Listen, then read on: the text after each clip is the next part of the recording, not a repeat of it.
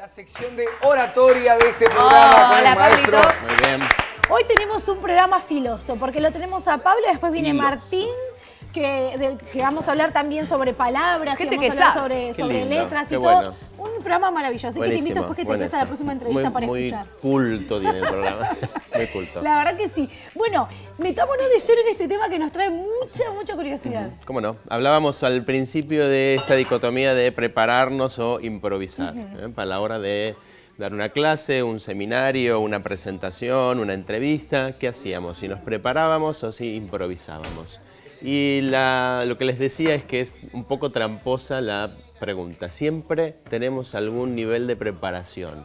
Siempre, mucho o poco, siempre nos preparamos. Algunas situaciones comunicativas, como puede ser una charla frente a especialistas o sobre un tema que es teórico y es muy profundo, requiere tal vez más preparación y una entrevista o cierta improvisación, una charla más de algún tema que no es tan significativo, podemos improvisarla y prepararla un poco menos. Pero siempre hay un grado de preparación y vamos a hablar en los próximos miércoles qué tener en cuenta para esos diferentes tipos de preparación. Cuando nos preparamos mucho y cuando necesitamos una preparación más livianita o que enseguida podemos salir a hablar, qué tener en cuenta en esos casos. Pero les decía al principio que la dicotomía no pasa tanto por prepararnos o por improvisar, que es algo que tenemos que tener en cuenta y que lo vamos a ir desarrollando en los próximos miércoles, sino hoy contarles la dicotomía del orden o el desorden. Trabajar, hablar desde el caos o hablar desde la preparación. Y esto es algo que aprendí a lo largo de los años de trabajo, porque al principio, como toda persona que sale con determinada formación académica, entendía que una persona pudiera hablar implicaba la preparación y el orden. Organizar sí o sí la preparación. Y a lo largo del entrenamiento de diferentes personas voy descubriendo que en realidad cada uno de nosotros tiene su propia manera de trabajar con las ideas. Algunas personas somos más ordenadas, organizadas, necesitamos el inicio, el desarrollo, el cierre, saber de qué ideas estamos hablando. Y para otras personas eso que entendemos como fuerza comunicativa o que mejora la comunicación implica molestarlas o complicarlas, claro, porque están acostumbradas a trabajar desde el desorden, desde el caos.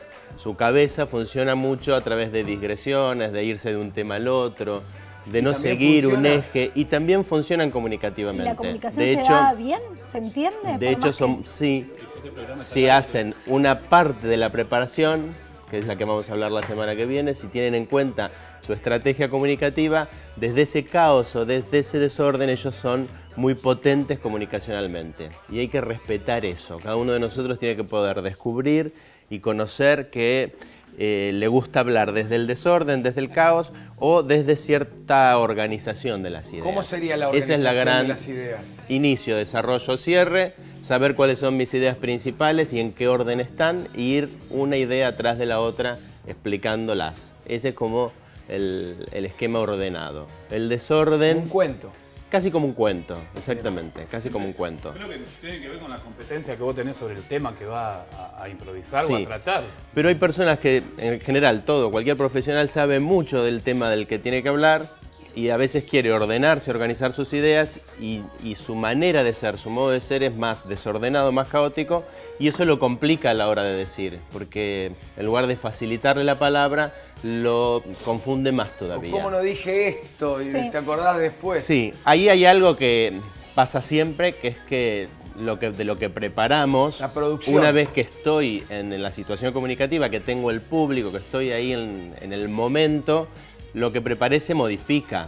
Digo menos y digo cosas que no pensaba que iba a decir. Y esos son dos buenos síntomas de que la comunicación funcionó, porque el público nos fue pidiendo otra información y nos fue diciendo también, nos fuimos descubriendo intuitivamente que había cosas que habíamos preparado, ideas que habíamos preparado que no eran pertinentes, que no eran apropiadas, entonces las pasamos por alto. O sea que el público es muy importante a la hora de armar el discurso. O sea, ¿a quién le vamos a hablar? Es fundamental, ¿a quién le voy a hablar? ¿Quién me va a estar escuchando? Es importante antes en la preparación Y es importante, muy importante en el momento. Por eso tenemos que estar también muy conectados con el público. Totalmente. ¿Ibas a decir algo? No, Pablito, me gustaría saber en qué situaciones se aplica esto. Puede ser desde una entrevista de trabajo hasta en Biribiri con Sí, la tener conquista. que ir a contarle supuesto. algo a tu ¿No? El pareja importante. El biribiri.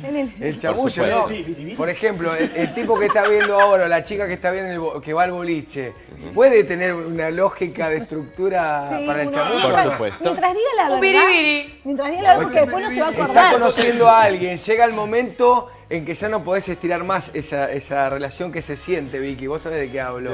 Y llega un momento en que hay que poner las cosas en claro, Sí. hay que armar un discurso. Hay que armar Sí. un discurso. ¿O no? Sí, siempre nos armamos un discurso. Y la palabra, el preparar la palabra, sirve para lo profesional y también para lo vincular, para hablar con los amigos, para hablar con familiares, para tratar los vínculos y para estas situaciones también.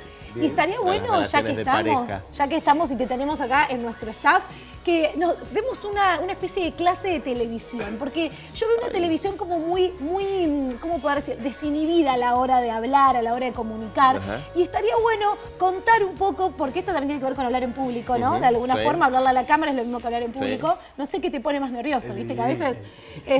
pero contar un poco de qué forma nosotros podemos ser correctos, ¿no es cierto? Políticamente correctos como debemos ser, siempre decir la verdad y no irnos por las ramas, como a veces me pasa a mí, por ejemplo.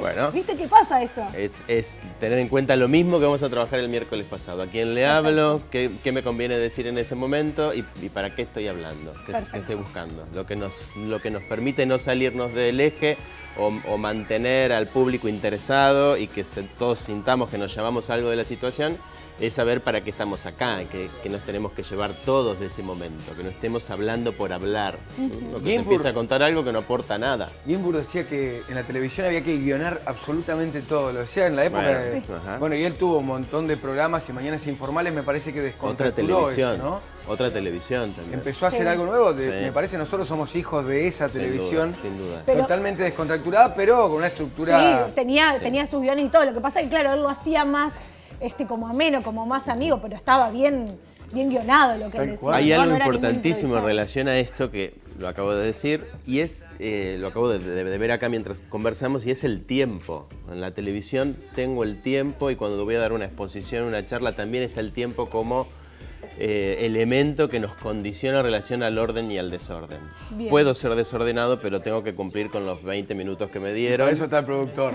Para eso está el productor Santi, que tiene capo, muchos que nos dice dolores que nos de vamos cabeza. a los Santi, 5 grande. minutos. Fuerte el aplauso para Pablo, nos Gracias. encanta Vamos, esta Pablito. clase Nos de vemos la semana que oratoria. viene, gracias. Me encanta, gracias y hasta el miércoles que viene. Hasta el miércoles que viene. ¿Hay mensajes, Negrita? ver. Contanos. Bueno, chicos, hay mensajes del tema de la semana. Vamos a arrancar con Bren, que dice: el derecho de un ser humano a una mejor calidad de vida nunca puede estar por encima del derecho a la vida de otro, y el ser humano no se concibe como animal hasta desarrollarse y llegar a ser humano en una determinada etapa. Los seres humanos somos una especie y eso se determina con la genética que se define desde la concepción. Esto no significa que las mujeres tengan que seguir abortando clandestinamente y siendo juzgadas por la sociedad. Mónica, no al aborto legal. La premisa debería ser educación sexual obligatoria desde temprana edad. Anticonceptivos gratuitos ya hay. Una ley de adopción rápida. El aborto para casos punibles ya existe. Si quieren que respetemos la vida de la gestante, que ellas comiencen respetando la vida del bebé por nacer. Y si no quieren ser mamás, que se cuiden. Pía, la premisa de lo que pedimos es educación sexual, anticonceptivos y aborto legal, seguro y gratuito. Puede haber posiciones disímiles sobre el tema,